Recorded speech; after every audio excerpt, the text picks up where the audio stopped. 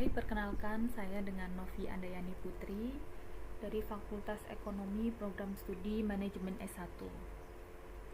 Pada kesempatan ini saya akan mempresentasikan tugas dengan tema teori, produksi, dan estimasi yang membahas fondasi pemahaman bagaimana perusahaan mengubah sumber daya menjadi nilai ekonomi.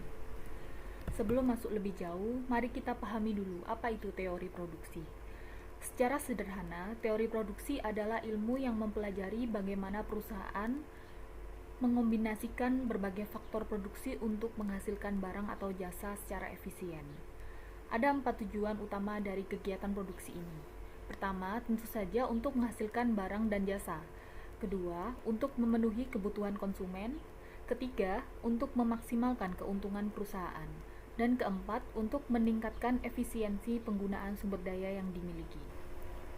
Selanjutnya, dalam proses produksi, terdapat 4 faktor utama yang berperan penting. Yang pertama adalah sumber daya alam atau land, meliputi tanah, air, dan bahan baku.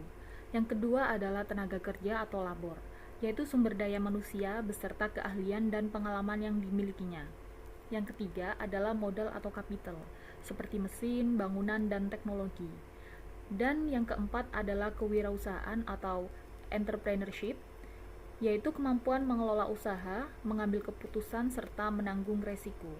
Keempat faktor ini saling melengkapi dan menjadi dasar bagi seluruh kegiatan produksi. Setelah mengenal faktor-faktornya, kita masuk ke konsep fungsi produksi, yaitu hubungan antara input dan output dalam proses produksi. Fungsi ini dapat dituliskan sebagai Q sama dengan F dari LKTE, di mana Q adalah output, L adalah tenaga kerja, K adalah modal, T adalah teknologi, dan E adalah kewirausahaan.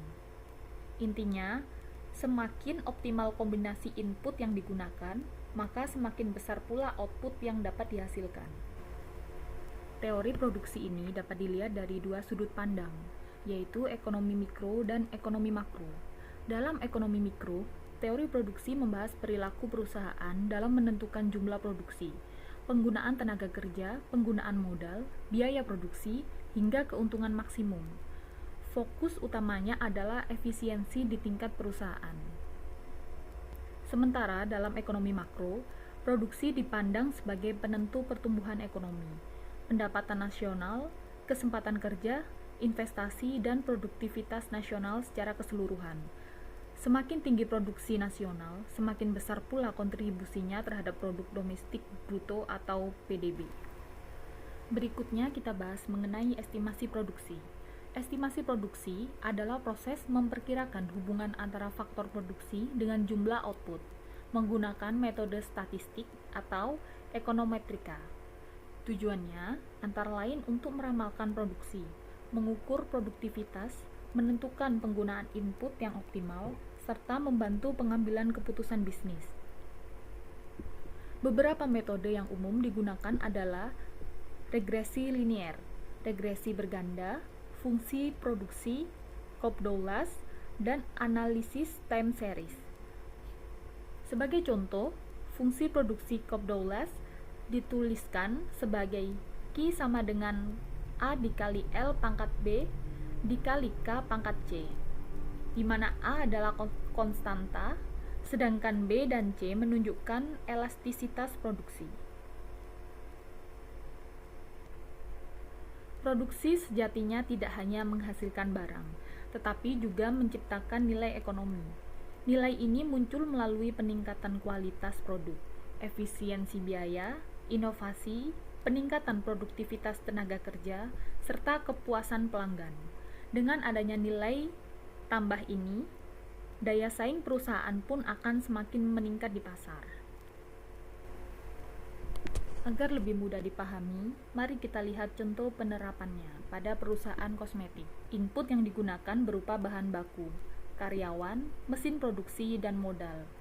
Input-input tersebut kemudian melalui proses produksi, sehingga menghasilkan output berupa produk skincare, make up, dan body care.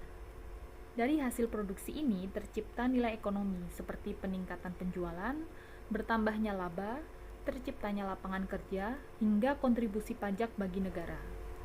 Sebagai kesimpulan, kita dapat rangkum beberapa poin penting. Teori produksi menjelaskan proses mengubah input menjadi output. Ekonomi mikro berfokus pada efisiensi perusahaan, sedangkan ekonomi makro melihat kontribusi produksi terhadap perekonomian nasional. Estimasi produksi membantu perusahaan dalam membuat keputusan yang lebih tepat, dan pada akhirnya, produksi yang efisien akan menciptakan nilai ekonomi yang berkelanjutan. Demikian presentasi yang dapat saya sampaikan. Sebagai penutup, izinkan saya mengutip satu kalimat. Efisiensi produksi bukan hanya menghasilkan lebih banyak, tetapi menghasilkan nilai ekonomi yang lebih besar dengan sumber daya yang tersedia.